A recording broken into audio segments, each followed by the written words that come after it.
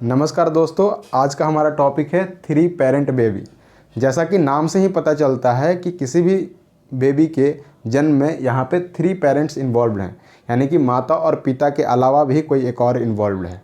उसी को हम लोग कहेंगे थ्री पेरेंट बेबी या थ्री पेरेंट टेक्निक। ठीक है, देखिए होता क्या है, हमारे शरीर में असंख्य सेल्स हैं, क्योंकि सेल से ही मिलके हमारे टिश्यूज़ बनते हैं, टिश्यूज से फिर ऑर्गन बनते हैं, एंड ऑर्गन से एक कंप्लीट एक ऑर्गन सिस्टम या फिर एक इंडिविजुअल का निर्माण होता है। तो देखिए ये एनिमल सेल्स है। एनिमल सेल्स में अलग अलग कंपोनेंट्स हैं। जिस तरह से हमारे बॉडी में अलग अलग बॉडी पार्ट्स हैं जिनके अलग अलग फंक्शंस हैं, जैसे कि हाथ का अलग फंक्शन है, आँख का अलग फंक्शन है, उसी तरह से सेल्स में अलग अलग कंपोनेंट्स है जिसको हम लोग कहते हैं ऑर्गेनेल्स, और इनका अलग अलग फंक्शन है। जैसे कि माइटोकॉन्ड्रिया है, इसका एक अलग फंक्शन है। इसको आप जानते होंगे कि power house of the cell बोला जाता है, क्योंकि ये सेल को एक एनर्जी प्रदान करता है। उसी तरह से न्यूक्लियस है, ये डीएनए कैरी करता है या फिर इंफॉर्मेशन कैरी करता है, जो कि एक जनरेशन से दूसरे जनरेशन में ट्रांसफ़र होता है। पूरे सेल्स में सिर्फ और सिर्फ दो ही ऐसे ऑर्गेनेल्स हैं जिसमें इंफॉर्मेशन कैरी की क्षमता होती है।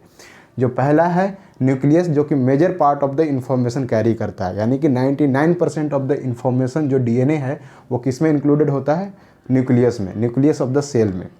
ठीक है, उसी तरह से एक और जो है ऑर्गेनेल जो है माइटोकॉन्ड्रिया। माइटोकॉन्ड्रिया में सिर्फ और सिर्फ 1% ऑफ द डीएनए कैरिंग होता है एक जनरेशन से दूसरे जनरेशन, लेकिन हाँ कैरी तो होता है।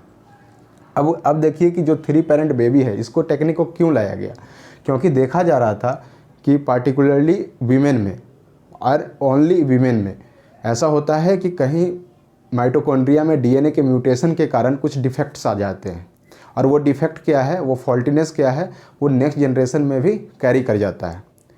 ठीक है, तो उस कैरी ना हो, उसको हटाने के लिए ये टेक्नोलॉजी ईजाद की गई, ये टेक्नोलॉजी का विकास हुआ है, जिसे हम लोग बोल रहे हैं थ्री पेरेंट बेबी।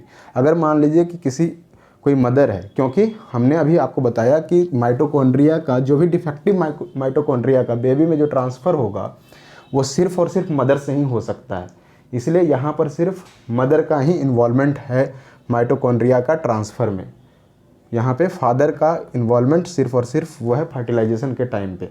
आप देखिए कि कैरी कैसे होता है, थ्री पेरेंट बेबी टेक्नोलॉजी जो कैरी कैसे होता है। देखिए जैसे मदर है, मदर के ये सेल है, ओवम का सेल है, और इसमें देख रहे हैं आप कि माइटोकॉन्ड्रियल डिसऑर्डर, एक माइटोकॉन्ड्रिया रेड कलर का आपको दिखाई दे रहा होगा।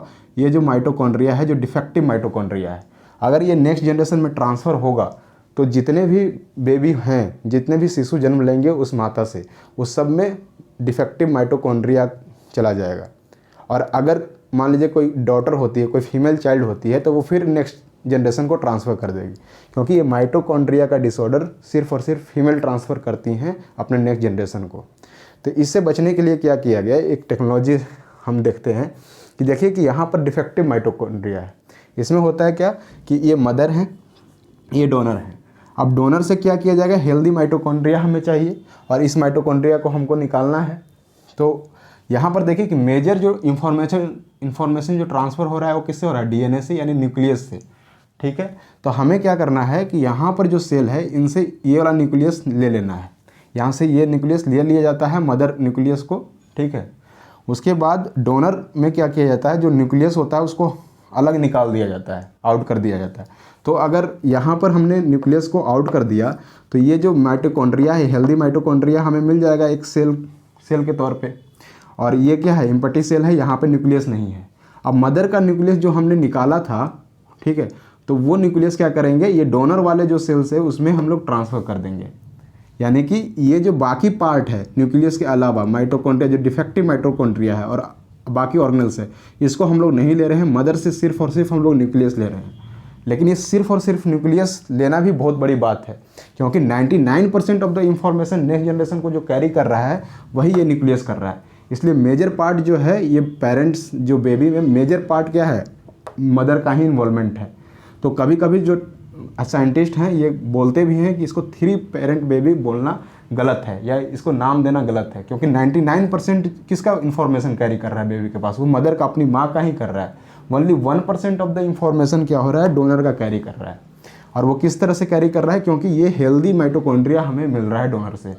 और ये क्या किया जाता है, इसमें ट्रांसफ़र करके ट्रांसप्लांट कर दिया जाता है, न्यूक्लियस को यहाँ डाल दिया जाता है, ये अब हमारा कंप्लीट हेल्दी सेल बन गया। अब ये जो ओवम सेल है इसको फिर फर्टिलाइज करवाया जाता है फादर के स्पर्म से, और ये फर्टिलाइजेशन के बाद क्या होगा, फर्टिलाइजेशन के बाद फिर क्या होता है, जाइगोट का फॉर्मेशन होता है और उसको फिर से ट्रांसफ़र कर दिया जाता है मदर के वूम में, यूटेरस में डाल दिया जाता है। जिसे अब ये जो टेक्नोलॉजी है इसे हम लोग क्या कहेंगे, आईवीएफ भी कहेंगे, इन विट्रो फर्टिलाइजेशन, क्योंकि बॉडी के बाहर हो रहा है। मैंने आपको पिछले लेक्चर्स में बताया था कि इन विट्रो फर्टिलाइजेशन क्या होता है। अगर कोई भी फर्टिलाइजेशन हम लोग लेबोरेटरी कंडीशन में करवाते हैं तो उसे इन विट्रो फर्टिलाइजेशन कहते हैं।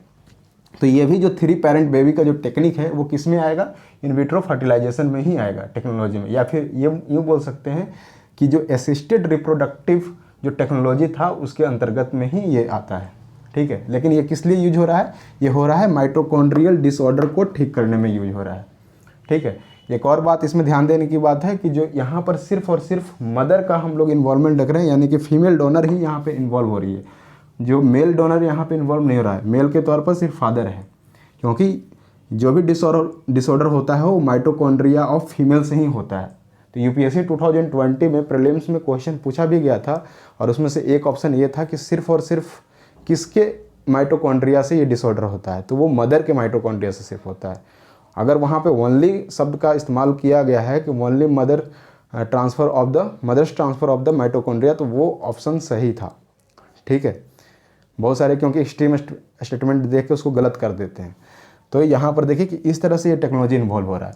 अब ये टेक्नोलॉजी में 2-3 तरह का टेक्निक इस्तेमाल किया जाता है। एक तो टेक्निक हो गया कि न्यूक्लियस को ट्रांसफ़र किया जा रहा है ये हैलो या एम्प्टी सेल में, ठीक है।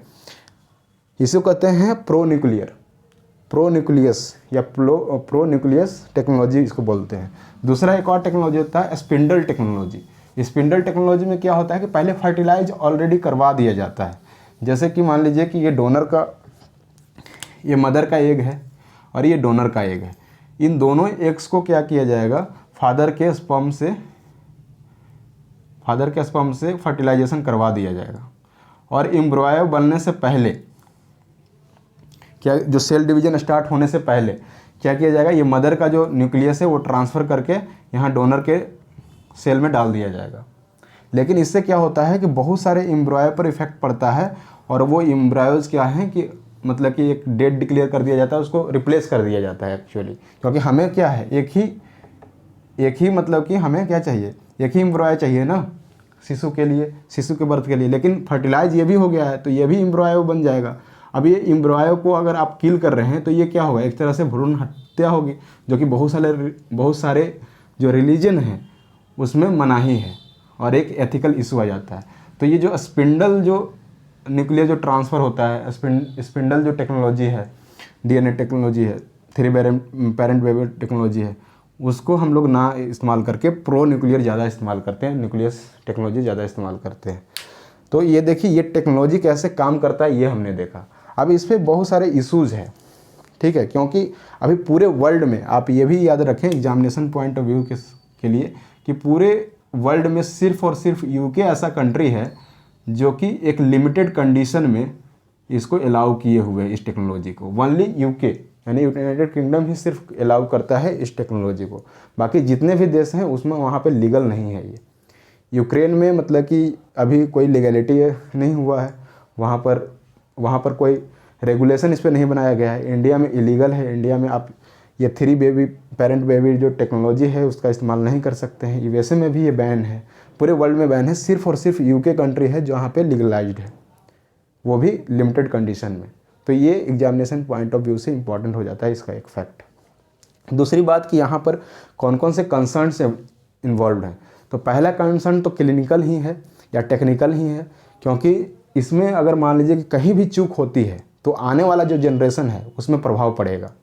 अगर मान लीजिए कि ये जो टेक्नोलॉजी जो है डॉक्टर परफॉर्म कर रहे हैं उनसे कहीं भूल होती है तो वो बेबी पर पड़ेगा इफेक्ट, और वो बेबी अपना क्लेम कर भी नहीं सकता क्योंकि अभी तो वो पैदा ही नहीं लिया है, तो उसकी क्या गलती। तो एक तो ये भी है कि टेक्नोलॉजी की टेक्निकल अगर ग्लिच के कारण उस बेबी को आगे भी कुछ अगर डिसऑर्डर झेलना पड़ रहा है, क्योंकि हम एक डिसऑर्डर को दूर कर रहे हैं। अभी इस पर बहुत सारे डेटा नहीं है हमारे पास, बहुत सारी टेक्नोलॉजी इन्वॉल्व नहीं हुई है, तो इस पर और भी स्टडी की जानी चाहिए। दूसरी बात यह है कि एथिकल इशू आ जाता है, क्योंकि आप जानते हैं कि डीएनए जो रिकॉम्बिनेंट टेक्नोलॉजी है, कैस्पर C9 जो जीन है, ये जो टेक्नोलॉजी है, इसके इस्तेमाल से बहुत सारे डिजाइनर बेबी की बात की जा रही है। तो इस तरह से क्या होगा कि अगर मान लीजिए कि इस तरह से हमेशा एक ग्रुप ऑफ पीपल में डिजाइनर बेबी की जो चाहत है वो बहुत ज़्यादा बढ़ती जाएगी।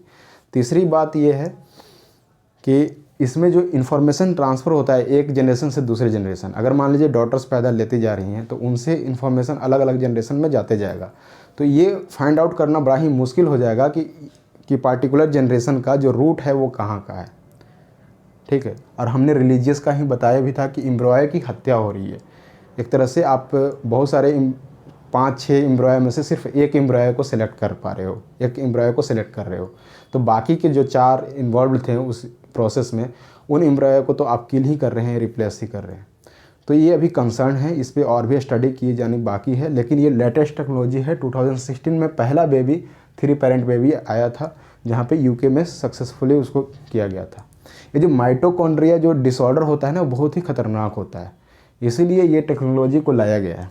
क्योंकि इसके अंदर क्या होता है कि लगभग मतलब कि जो वीमेन हैं तो उनमें जो कंसीव वो करती हैं प्रेगनेंसी, उसमें मिसकैरेज हो जाता है, गर्भपात हो जाता है।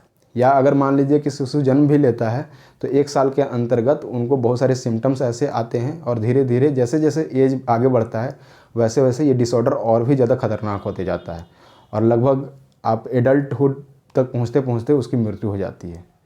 तो ऐसा ये टेक्नोलॉजी बहुत ही अच्छा है कि ये काम कर पा रहा है, इसका इलाज कर पा रहा है, लेकिन इसमें स्टडी किया जाना बहुत बाकी है अभी। ठीक है। तो ये रहा आज का हमारा एक टॉपिक, साइंस एंड टेक्नोलॉजी से 3 पेरेंट बेबी। ठीक है। अगले लेक्चर में हम लोग नए टेक्नोलॉजी या नए एक टॉपिक के साथ मिलेंगे साइंस सेक्शन से। तब तक के लिए धन्यवाद। चैनल को सब्सक्राइब करें और शेयर करें। Thank you.